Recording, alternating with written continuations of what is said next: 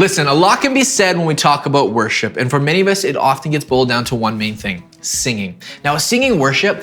Absolutely it is. Yet it's so much more than that. It's a part of the Christian faith, yet it goes much deeper. And I want to let you know that singing really is a tool or mechanism by which we worship and praise, and it only paints a small part of the picture. Worship, by definition, is an act of reverence towards God. When Jesus was talking to the Samaritan woman at the well in John 4, he said that God's worshipers must worship him in spirit and in truth. The word worship there is the Greek word proskuneo, which literal translation is to bow down, kiss the floor, and posture yourself towards God and heaven.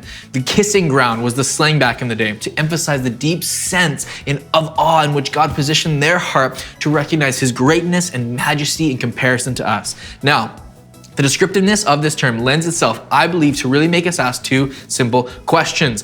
Are we truly worshiping God alone? And two, how does your theology, our theology of worship, become a daily practice?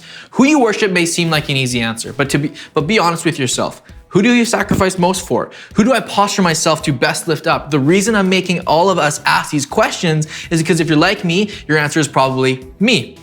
Myself, we live in a time of shifting priorities where managing and caring for self becomes number one. It's a tension that can directly impact your theology and the way of worship. You yourself may be who you worship and you didn't even know it. Now, maybe you worship culture, money, sex, popularity. Maybe it's nothing like that. And in fact, you worship an idea of who you think God is, but not the God of the Bible. It was Oscar Wilde who said people fashion their God after their own understanding. They make their God first and worship him afterwards.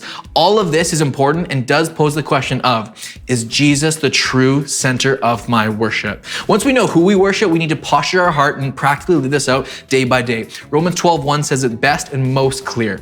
Therefore, I urge you, brothers and sisters, in view of God's mercy, to offer your bodies as a living sacrifice, holy and pleasing to God. This is your true and proper worship. The first part of this verse is far too often overlooked. In view of God's mercy. Don't forget the salvation that gripped your heart. Right worship, hear this, right worship depends on the right mental and spiritual state of how and who God really is. Then it says to offer your bodies as a living sacrifice in our singing, in our serving, in our loving of friends, spouses, and anyone for that matter. All of this accumulates into a lifestyle of worship and pleasing to God as long as it starts with the proper inner essence. Matthew 15:8 says that you honor me with your lips, this is Jesus, and yet your heart is far from me, meaning deeds in themselves are not worship. They can be in vain. Remember, it starts with posture and ends in pleasing God.